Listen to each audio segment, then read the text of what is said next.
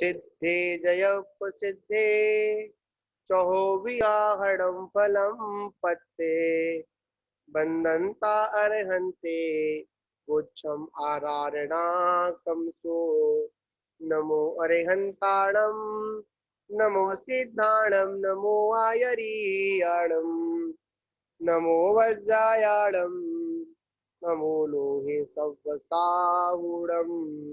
बोले आदिनाथ भगवान की, आचार्य श्री शिवकोटि जी महाराज की, आचार्य श्री 108 तपस्वी सम्राट श्री सन्मत सागर जी गुरु महाराज की, परम पूज्य परंपराचार्य श्री 108 सौभाग्य सागर जी गुरु महाराज की। चलिए,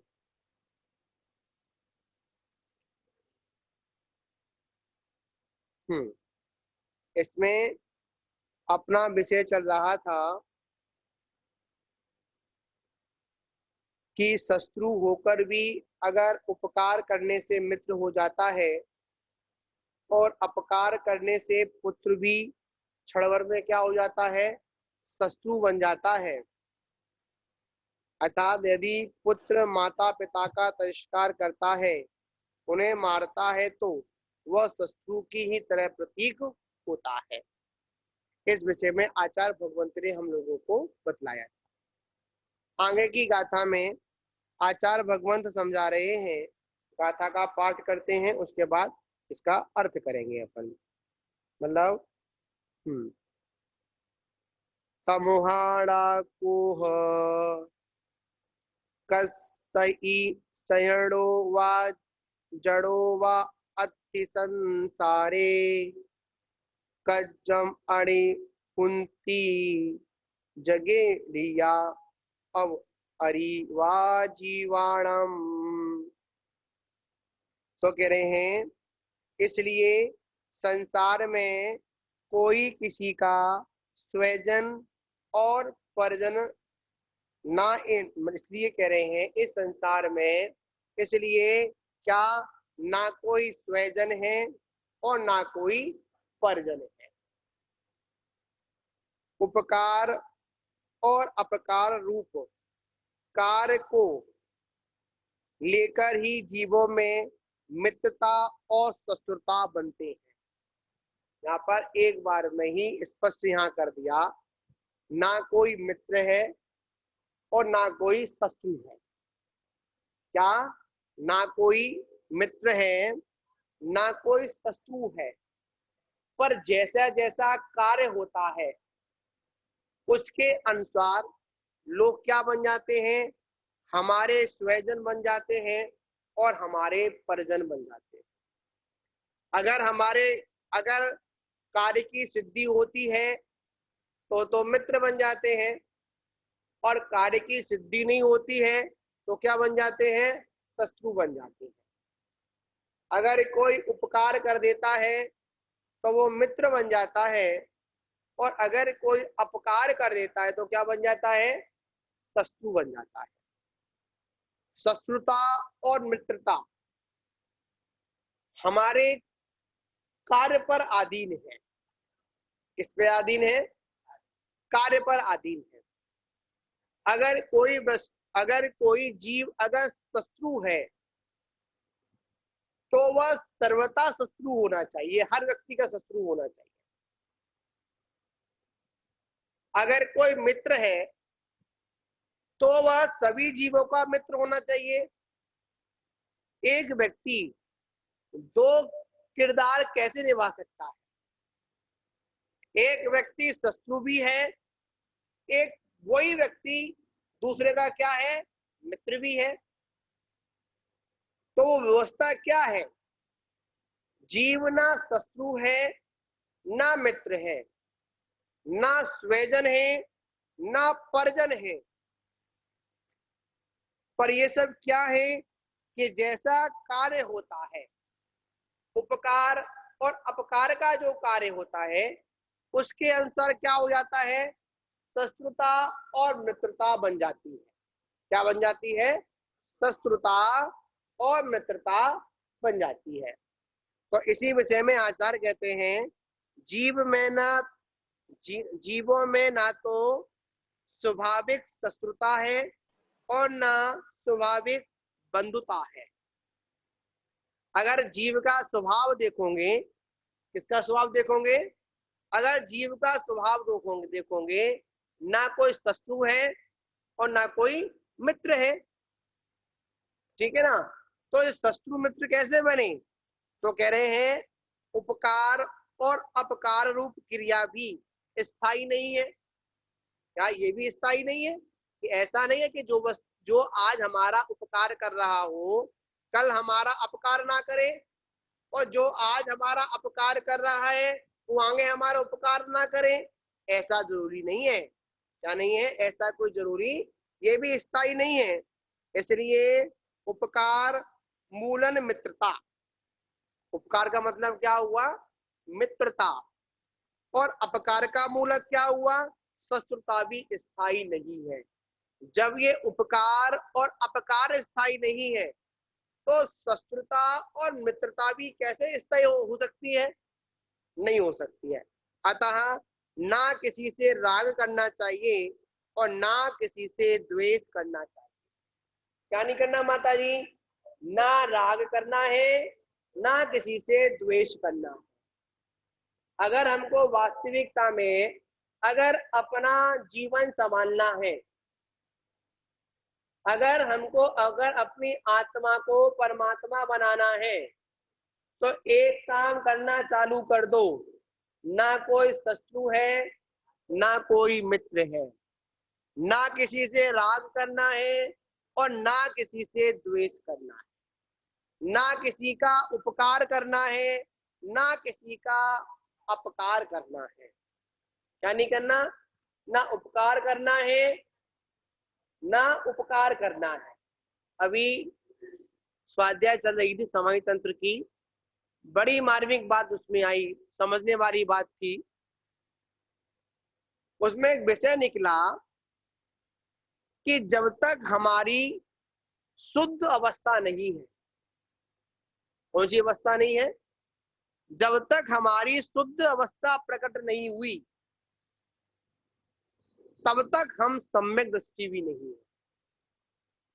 क्यों महाराज जी, जब तक हमारी शुद्ध अवस्था प्रकट नहीं हुई, जब तक हमको वीतराग सम्यक दर्शन नहीं हुआ, तब तक हम यथार्थ में देखा जाए हम सम्यक दृष्टि भी नहीं है। कौन नहीं है, ये उत्कृष्टता की बात है। किसकी बात है, अभी हम लोग उस मोक्ष मार्ग पर चल रहे हैं, और वास्तविकता में देखा जाए तो अभी हम जो हमारा गुण स्थान है उन गुण स्थानों में मात्र अभी हम लोगों ने मोक्ष मार्ग का मात्र श्रद्धान किया है, चले भी नहीं है। क्या किया है, मोक्ष मार्ग का मात्र श्रद्धान किया है, चले भी नहीं है। जो क्रियात्मक जो क्रियाएं कर रहे हैं, अणुव्रतों को पालन कर रहे हैं। एक बात पूछनी थी। हाँ जी, जो मैं कल पढ़ रहा था 11 प्रतिमाओं का वर्णन था, उसमें जो है वर्णी जी के उसमें जो रतनगढ़ साहब है उसमें आया था कि जब तक सम्यक दर्शन नहीं है तो पहली प्रतिमा भी नहीं है, ऐसा कुछ है क्या? बिल्कुल सही बात है कि पहली प्रतिमा सम्यक दर्शन की सही होती है, कुछ ऐसा है क्या? बिल्कुल ऐसा ही है। दर्शन प्रतिमा का मतलब होता है दर्शन विशुद्धि। दर्शन प्रतिमा का मतलब होता है, देखो दर्शन का मतलब हुआ श्रद्धा और प्रतिमा का मतलब हुआ प्रतिज्ञा। मतलब हम लोगों ने जो प्रतिमा शब्द का जो विषय है उसको प्रतिज्ञा से जोड़ा जाता है। क्या लिया जाता है, प्रतिज्ञा। अब मैं अपने सम्यक दर्शन को मजबूत करूंगा ऐसी मैं प्रतिज्ञा करता हूं, ठीक है ना। पर आचार्य कह रहे हैं,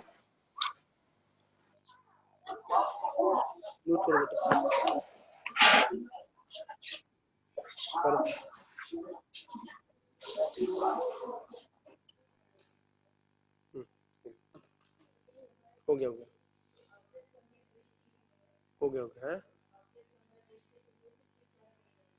देखिए अव्रत सम्य दृष्टि हो चाहे कोई भी हो, आचार्य यहाँ पर कह रहे हैं जब तक हमने अपनी आत्मा का साक्षात अपनी आत्मा में लीनता को प्राप्त नहीं हुई तब तक यथार्थ में हमको सम्यक दर्शन नहीं है। ये कहाँ की बात है? ये उत्कृष्टता की बात है। कहाँ की बात है? ये 11वें गुण स्थान से ऊपर की बात है, नीचे की बात नहीं है। जहां पर जो वीतराग दशा प्रकट होती है वहां पर वास्तविकता में सम्यक दर्शन है। उससे पहले क्या है? उससे पहले मात्र एक भूमिका है। हम लोग क्या कर रहे हैं? इस भूमिका में ही अपने को मोक्ष मार्गी समझ रहे हैं। अभी देखा जाए जो हमारा गुण स्थान है, अगर वास्तविकता देखा जाए, पहला कदम अगर मोक्ष मार्ग का प्रारंभ होगा तो गुण स्थानों में घटित करेंगे तो 7वें से प्रारंभ होगा। तब हमने अपनी आत्मा के नजदीक पहुंचे। मोक्ष मार्ग क्या? मोक्ष मार्ग क्या है? इन व्रतों को पालना मोक्ष मार्ग है क्या? इन व्रतों को सावधानी के साथ में पालना मोक्ष मार्ग है? नहीं, ये तो मात्र मोक्ष मार्ग की क्रिया है, मोक्ष मार्ग नहीं है।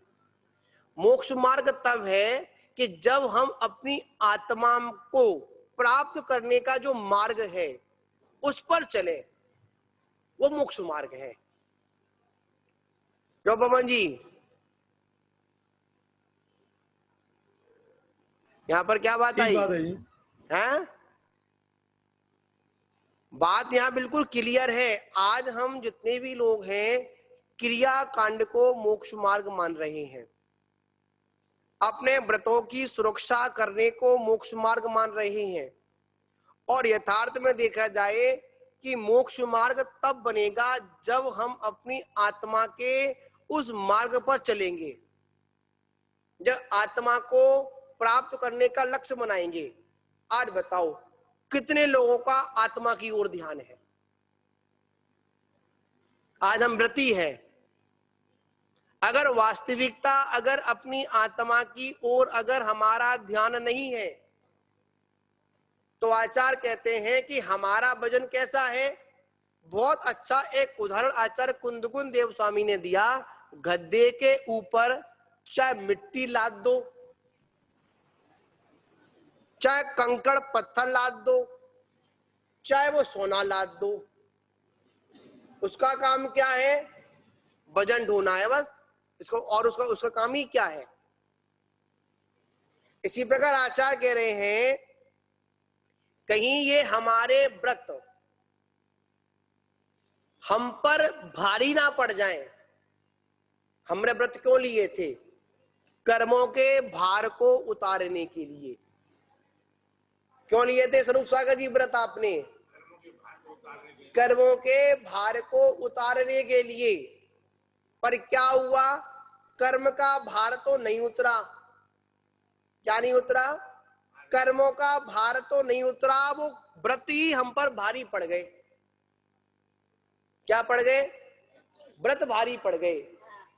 आचार्य कहते हैं निर्विकल्प समाधि तभी होती है, व्रतों को साधने से नहीं होती, आत्मा को साधने से निर्विकल्प समाधि होती है। कैसे होती स्वरूप सागर जी? हाँ, ये तो व्रत मात्र साधने के सहयोगी बनते हैं, साधते नहीं। ये तो मात्र आपकी सुरक्षा के लिए क्या है? एक परकोटा है। हाँ, हमारा उपयोग बाहर ना जाए। फिर भी क्या हो रहा है? हमारा उपयोग बाहर जा रहा है।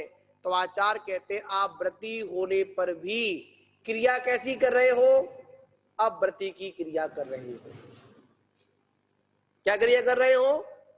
अब व्रती क्रिया कर रहे हो। तो यहां पर कहा कहीं यह व्रत हम पे भारी ना पड़े। और भारी कब पड़ेंगे? कि जब हम अपनी आत्मा की ओर अपना लक्ष्य नहीं रखेंगे। उसने मेरा उपकार किया, मुझे उपकार करना है। उसने मेरा अपकार किया, मेरे को उसका बदला लेना है। आचार्य कहते हैं ये बदले की भावना थी तो पापों से तुमने व्रतों को क्यों स्वीकार किया? बदले क्यों? रूप क्यों बदला? क्या कह रहे हैं? अगर बदले की भावना है तो रूप को क्यों बदला? क्या कह रहे माता जी? अगर बदले की भावना है तो रूप क्यों बदला? वही रूप बढ़िया था, अगर बदला ही लेना था। अगर उपकार और अपकार करना था तो वही रूप बढ़िया था। तो आचार्य क्या कह रहे हैं? हमें क्या करना है? अगर हमें उपकार करना पड़े तो सबसे पहले अपनी आत्मा का उपकार करें। किसका करें? अपनी आत्मा का क्या करें? उपकार करें। तब जाकर आत्मा ही हमारा मित्र है।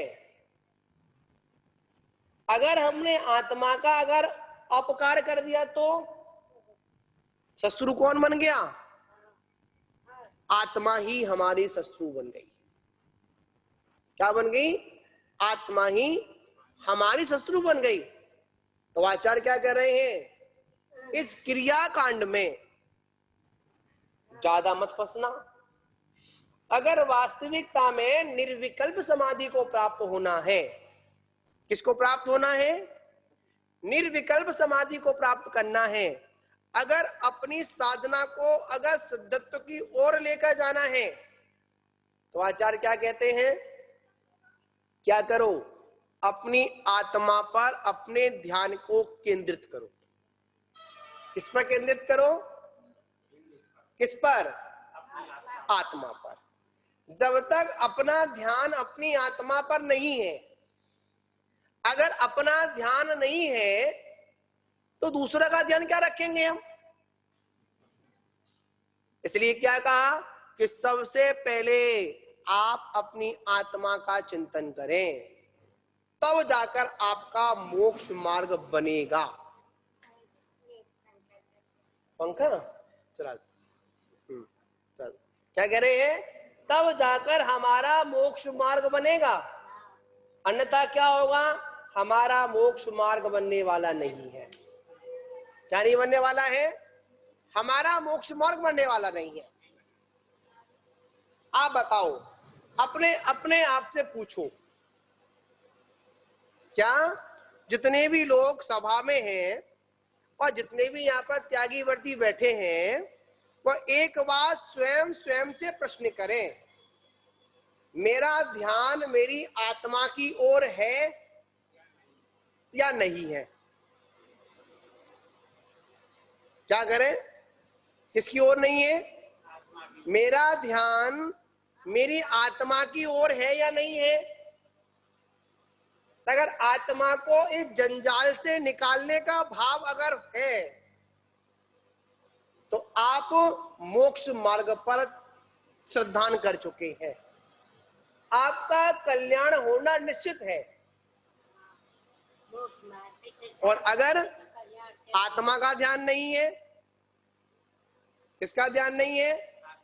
आत्मा का ध्यान नहीं है, अपनी भगवती का ध्यान नहीं है। ग्रंथ का नाम क्या है? भगवती आराधना। किसकी आराधना? भगवती माने मेरी आत्मा। किसकी आत्मा? मेरी आत्मा, दूसरे की आत्मा नहीं। किसकी आत्मा? मेरी आत्मा। मेरी आत्मा ही मैं ही अपनी आत्मा की आराधना करूंगा, कोई दूसरा करने के लिए नहीं आएगा।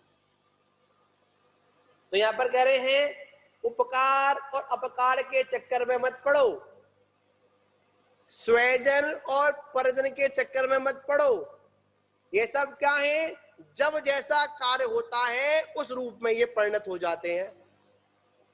शत्रु मित्र बन जाता है और मित्र शत्रु बन जाता है। हाँ जी। मेरी आत्मा कहने में भी मैं अलग हूँ, दो ध्वनि आती हैं, मैं ही हूँ। वो बात आपकी सही है, मैं ही हूँ। यहाँ पर वजन मत दो। यहाँ पर एक बड़ी बात है कि यहाँ पर यही कहो कि मैं शुद्ध आत्मा हूँ। यहाँ पर ऑटोमेटिक जब शब्द को जब अपना उसका अर्थ करेंगे तो मैं ही शब्द वहां लग जाएगा, वहां पर अपने आप उसमें मजबूती वहां पर आ जाएगी। यहाँ पर समझाने की बात है। तो यहाँ पर सभी तरह के श्रोता लोग हैं, सभी लोग बैठे हुए हैं। तो यहाँ पर हमें क्या करना है? हमें मात्र एक ही काम मजबूती के साथ में करना है, मजबूरी में नहीं करना, मजबूती के साथ श्रद्धान करना है कि मेरे को अपनी आत्मा का ध्यान करना है। किसका ध्यान करना है? आत्मा का ध्यान करना है। अगर आत्मा का ध्यान करते रहोगे तो मोक्ष की ओर बढ़ते रहोगे, और आत्मा का ध्यान ना कर कर अगर और वस्तु का ध्यान करते रहोगे तो संसार की ओर बढ़ते रहोगे। क्या करते रहोगे? संसार की ओर बढ़ते रहोगे। ठीक है ना? तो इसमें कह रहे हैं अतः ना किसी से राग करना है और ना किसी से द्वेष करना है। क्या नहीं करना? ना राग करना है, ना द्वेष करना है। सभी प्राणी मुझसे अन्य हैं। कौन है? जितने भी प्राणी हैं सब कैसे हैं? सब अन्य हैं, अलग अलग हैं, दूर दूर हैं। इस प्रकार अन्यत्व अनपेक्षा का चिंतन करना चाहिए। किसका चिंतन करना चाहिए? अन्यत्व मतलब मैं सभी से अलग हूं, मैं सभी से न्यारा हूं, मेरा किसी के साथ में कोई भी संबंध नहीं है। ना भूत में था, ना भविष्य में होगा, और ना वर्तमान में है किसी से। अगर आप कहो कि स्वरूप सागर महाराज कहें कि मेरा संबंध तो और लोगों से है, ये सबसे बड़ी भूल है। किससे भूल है? हाँ, मिस्री की तो मिस्री से संबंध था, पर स्वरूप से किसी का संबंध नहीं है। किससे? मिस्री लाल से तो संबंध था, नाती थे, पोते थे, अनेक प्रकार कुनवा था, पर स्वरूप से कोई संबंध है? कोई पूछने आया? जब आप अपने स्वरूप में आए तो कोई पूछने आया? जब स्वरूप में आ रहे थे तब तो बहुत लोग रो रहे थे। क्या कर रहे थे? जब स्वरूप में आने वाले थे तो बहुत लोग रो रहे थे। कहीं मिस्री चली नहीं जाए, मिस्री चली नहीं जाए, कहीं मिठास चली नहीं जाए। और जैसे ही अपने स्वरूप में आए, जैसे ही पेंशन आना बंद हुई तो लोगों के फोन भी बंद हो गया ना। क्या बंद हो गए महाराज?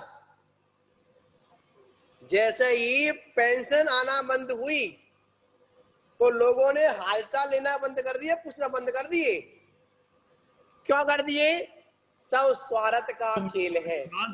मिठास चली गई ना। क्या कह रहे हो? मिठास चली गई ना। हाँ, मिठास वो जो चली गई ना। मिश्री है, मिठास है, जब तक मिठास थी तब तक थे, अब अपने स्वरूप में रह गए तो मिठास खत्म हो गई, तो क्यों आएंगे? बिल्कुल, ये स्वार्थ है, बिल्कुल स्वार्थ है।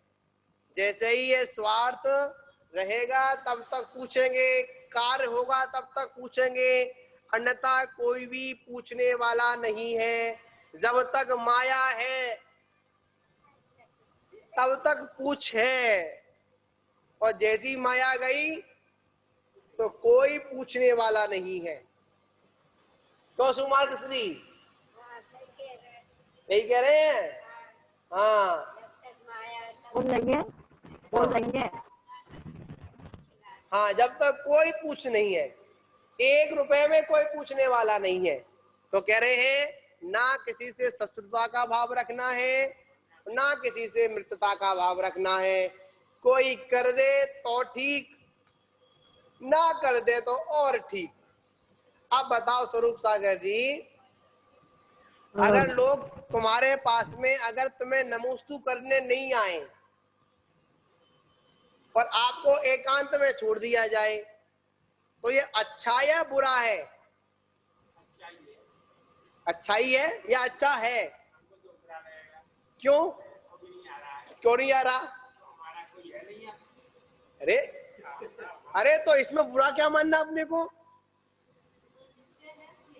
जब ये तो निश्चय है, यही तो जिनवाणी कह रही है कि तुम्हारा है कौन, तो फिर क्यों लालसा है? लोग आ जाएं, कहीं ना कहीं वैराग्य में कमी है, कहीं ना कहीं हमारा ध्यान पर वस्तु की ओर है। क्यों सुमार श्री, कहां पर ध्यान है? अगर कोई तुम्हारे अगर भैयावर्ती करने नहीं आए, कोई तुमको पूछने नहीं आए, तो बताओ तुम्हें कैसा लगेगा, अच्छा या बुरा लगेगा? क्या? नहीं, अच्छा नहीं लगेगा। क्यों? ये तो है कि जो करता कोई तो अपने को संभालो ना। हाँ देखो नहीं संभालो। हाँ, तो यहाँ पर यही है, कोई यो निकल जाएगी, कोई यो निकल जाएगी। क्या होगा? कोई यहाँ से निकल जाएगी, कोई यहाँ से निकल जाएगी, कोई आगे से, कोई पीछे से निकल जाएगी। मतलब यहाँ पर यह है कि जब तक कार्य सिद्ध होगा तब तक तो लोग पूछेंगे, अन्यथा कोई पूछने वाला नहीं है। तो आचार्य शुरू से कहते हैं अपनी आदत ऐसी डाल लो। सुवार्या श्री कैसी आदत माता जी? श्री ऐसी आदत डाल लो कि मतलब दीक्षा के बाद में, किसके बाद में? दीक्षा के बाद में एक ऐसा एकांतवास देख लो जिस एकांतवास में कोई आए तो ठीक, ना आए तो ठीक। हाँ, ये समझ लो, ये तुम्हारी जो दीक्षा हुई है ऐसे मुहूर्त में हुई है कि आपको वैराग्य को दृढ़ करने के लिए, मतलब जो कुछ करना है, चलना सीखना है, लड़ना सीखना है या बोलना सीखना है, सब कहां पर? अपने ही आंगन में सीख लो। कहां सीख लो? अपने ही आंगन में सीख लो। वरना बाहर सीखने जाओ तो क्या होगा? अगर नाचना नहीं आएगा तो क्या होगा? जगत इन्हें कुछ आता ही नहीं है, ये तो चल भी नहीं पाते हैं। इसलिए ये चतुर्मास में हमको एक ऐसा आंगन मिला है। कहाँ मिला है? गुरु चरण सानिध्य का आंगन मिला है। इसमें हम क्या कर रहे हैं? अपने जो जो व्रत लिए हैं उन व्रतों का क्या कर रहे हैं? अभ्यास कर रहे हैं।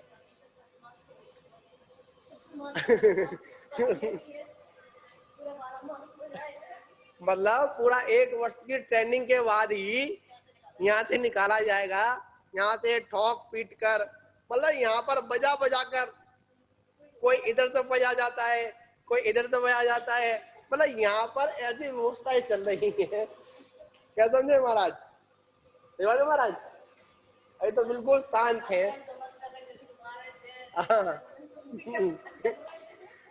मतलब आप, अरे आप तो अपने को थोड़ा वो समझो, सौभाग्यशाली समझो।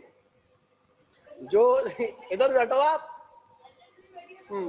यहाँ पर क्या है, आप अपने को बड़ा सौभाग्यशाली समझिए कि चतुर्मास मतलब दीक्षा के बाद में एक चतुर्मास तुमको क्षेत्र में मिला।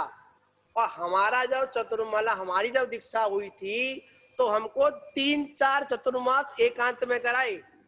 मतलब ऐसी जगह कराए जहां पर देखिए, सॉरी, दीक्षा होते ही भारी चौमासा कराया। मतलब एक साल आगरा के बाद में वहां पर भी पाबंदी, ठीक है ना? आगरा, बरई में, बटेश्वर में, वहां कौन आता था? पर हम अपने को ऐसा अभ्यस्त कर ले कि आए तो ठीक, ना आए तो ठीक, ठीक है ना? तो वास्तविकता में देखा जाए, अगर अपनी आत्म साधना करनी है, अगर अपना आत्म कल्याण करना है, तो जितना हम एकांत में रहेंगे, कहाँ रहेंगे? एकांत में रहेंगे, उतना ही हमारा मोक्ष मार्ग दृढ़ होगा। पर एकांत में होकर, एकांत में आकर हमें क्या करना चाहिए? अपनी एकत्व भावना का चिंतन करना चाहिए, अपनी आत्मा का चिंतन करना चाहिए। अगर एकांत में आकर भी अगर आत्मा का चिंतन नहीं कर पाए तो बताओ अब आपको ऐसा कौन सा एकांत दिया जाए जहां पर अपनी आत्मा का चिंतन करेंगे? ठीक है ना? तो यहाँ पर यही आचार्य। हाँ जी, क्या कह रहे हो? ठठेरे की जो ठठेरे की जो ठोक पीट होती है बर्तन को मजबूत बनाती है। हाँ जी, तो वही तो हम कह रहे हैं भाई। यहाँ पर तो ऐसा एक कुम्हार बैठा हुआ मैं कह बगल रहा में। हूँ ठठेरे की जो ठोक पीट होती है, हाँ उसकी जी, ठोक पीट से बर्तन जो है मजबूत बनता है। आवाज काफी क्लियर नहीं आ रही है यहाँ पर। कुम्हार का नहीं, ये ठठेरे की बात है। अरे ठठेरा कुछ, जितना ठोका पीटे करेगा बर्तन उतना ही मजबूत और सुंदर बनेगा। हाँ जी, वही यहाँ पर वही काम कुम्हार हो की रहा। परिपाटी अलग है, ठठेरे की अलग है। हाँ, मतलब 2020 के चौमासे में हम लोग ठोक पीट कर मजबूत हो रहे हैं। जितनी हमारे अंदर टेढ़ थी, वो सारी टेढ़ यहाँ पर निकाली जा रही है। मतलब गुरु चरण सानिध्य ही एक ऐसी व्यवस्था है जहां पर जितनी भी टेढ़ होती है। मतलब एक बात और है, सर्प चाहे कितना भी टेढ़ा मेढ़ा चले, जब बामी में जाएगा तो कैसे जाएगा? सीधा जाएगा। तो चाहे शिष्य कितना भी बाहर टेढ़ा मेढ़ा चले, कहां पर? बाहर चाहे कितना भी टेढ़ा मेढ़ा चले, पर जब गुरु चरण सानिध्य मिलेगा तो वहां पर क्या हो जाएगा? वहां पर सीधा तो अपने आप हो जाएगा। कैसा हो जाएगा? सीधा तो हो ही जाएगा। तो यहाँ पर एक बात कह रहे हैं कि संसार में ना कोई स्वजन है ना कोई परजन है। क्या? संसार में ना तो कोई स्वजन है और ना कोई परजन है, पर क्या है? सभी सहयोगी हैं, सभी संबंधी हैं। कैसे हैं? सभी सहयोगी हैं, सभी संबंधी हैं। और सभी का संबंध कैसा है? अपने कार्य की सिद्धि के लिए है। जहां पर कार्य सिद्ध हुआ वहां पर सारी व्यवस्था हो जाती है। अगर वास्तविकता में अगर मेरा मित्र है तो कौन है? मेरी आत्मा ही मेरा मित्र है, और कोई दूसरा मित्र नहीं है। इसी के साथ में अपन विराम लेते हैं। जय बोलो महावीर भगवान की जय।